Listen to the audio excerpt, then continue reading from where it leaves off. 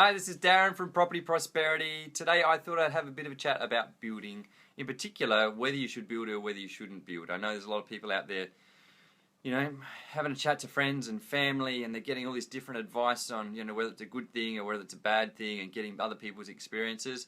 I suppose the difference you get with that is quite often those people you're talking to might have only built one house in their entire life, and it's a very small sample size to try and get a bit of a gauge of whether it's a good thing for you or whether it's not a good thing for you. So what I thought I'd do today is go through some of the pros and cons of building, and then hopefully that'll help you to decide perhaps what you want to do after the video. Maybe note down what those pros and cons are and then rate them in order of importance, and then you can make a decision for yourself whether it's the right thing for you. So firstly, I'll focus on the cons, so things that are bad about building. So the bad thing about building, the number one thing, to be honest, is probably the fact that you can't move into the house straight away. So if you're needing to move out of where you are right now and then move into a house straight away, then building's not going to be for you. There's not really anything we can do about that.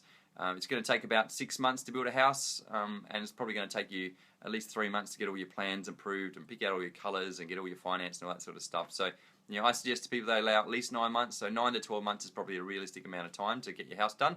So if you can't wait that long, then it's probably not going to suit you with the whole option of building. Some other issues you're going to get issues you're going to have with building is probably purely the fact you don't do it very often. Is because you don't do it very often, you're a little bit inexperienced with it, and obviously your friends and family, they don't do it very often too. So there's that degree of uncertainty and unknown, so it makes you quite concerned about the whole process, quite apprehensive about the whole process. And so that is an issue in the fact that you can be quite stressed because you just don't really know what to expect, and so that uncertainty can create stress along the process. So again, my advice to you is become as informed as you can, get as much information as you can, and just really make the right decision for you, and get all the information before you decide to do it. Don't start getting information once you've already decided, because then it can be too late. So the next thing is probably purely the fact about it is true that pricing can be quite variable. When you talk to your friends and family, they quite often talk to you about the cost blew out, and it was a lot more than what they expected it to be.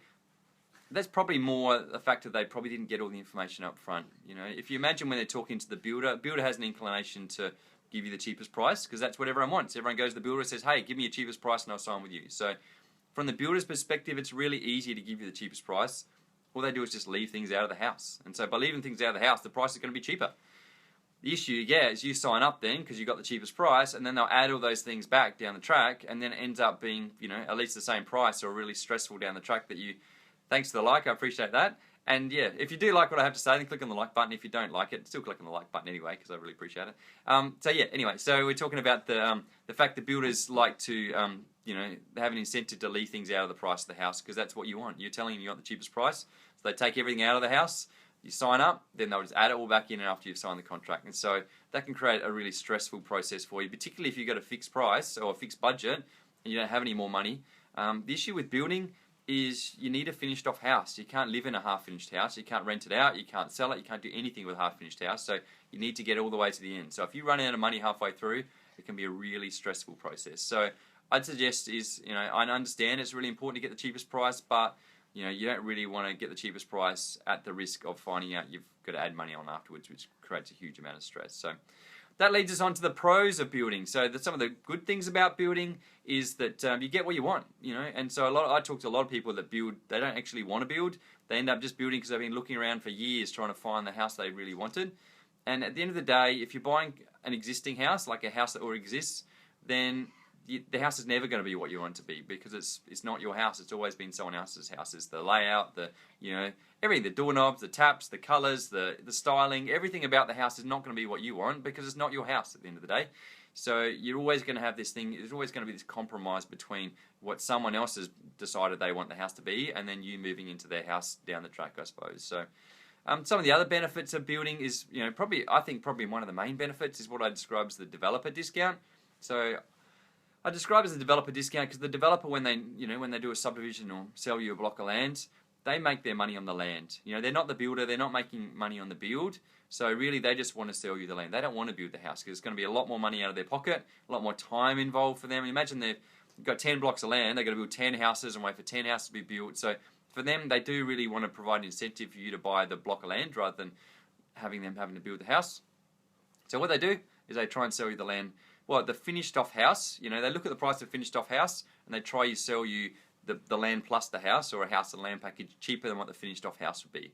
Because at the end of the day, if it's the same price for a finished off house as it is for a not finished off house, you're probably going to go for the finished off house, because you'll walk inside and have a look and make sure you like it. So that's probably my advice to you is, yeah, just have a bit of a think about, just look at the price of what the finished houses cost, and look at the price of the not finished house, the house and land package. You'll probably see it might be 10, 20, 30, 40, even $50,000 cheaper, depending on the market. The benefit for that is, firstly, you make some money straight away, which is really cool. Once the house has been built, you're up already. But even if the market pulls back and you're worried about the markets where it's going to go down, the good thing, if you buy it at a discount, even if the market comes back a bit, you've got a bit of a safety net there, and you've still made some money, which is a good thing. So some other benefits of building is, quite often in South Australia, the way they work out stamp duty. Stamp duty is based on it's like a stamp duty is based on the conveyance, like the land transfer, and the land includes the house. So if you're buying a finished off house, the land plus the house is what you'll be paying stamp duty on. If you're buying just a block of land, the house obviously doesn't exist yet, so you won't pay stamp duty on that land plus the house. It'll be purely on the land portion of it. So that amount of money you save can be significant. So that's going to make a really big difference as well. Another thing is the government really has incentive, or want to provide incentives for you to build. The reason they want to do that is because that increases the supply of houses on the market, which keeps the prices of the house prices low. They're really worried about house affordability. So by increasing the supply of houses on the market, that's going to help for affordability. Also, by building lots of houses, that's going to increase the number of jobs in the economy. Obviously, the building industry is quite a big industry, so there is an incentive for the government to really make people want to, or provide incentives for people who want to build houses, really. So they do that, particularly with first home owners. They provide a first home owners grant in Adelaide. In some other states, they do it as well. In Adelaide, it's about $15,000 you get purely by building a house. So that's one of the other bonuses. The other thing with building a house is a warranty. You're going to get a warranty on the house. If you buy an old house, if the hot water service breaks or something breaks, then you're stuffed basically. Whereas if with a new house, if something breaks, then you can just get it fixed up. And so you just ring up the builder, get it fixed up, and you get it all sorted. So my advice to you is, write down the pros, write down the cons, see what you think is really important, and then just try and take it into account and just make a decision on which way is going to be right for you. So hopefully that's really been useful, and I look forward to talking to you guys next time. If you've liked what I had to say, click on the like button. If you haven't liked it, then do click on the like button anyway, because I really appreciate it. If you know someone's weighing up whether they should build, then click on the share button. And if you've got a comment or some issues you've had in the past, or something someone else should be taking into account, then click on the comment box. I'd love you to put a comment in there. That'd be really good. Thanks, guys. Thanks for joining me. See you next time. Bye.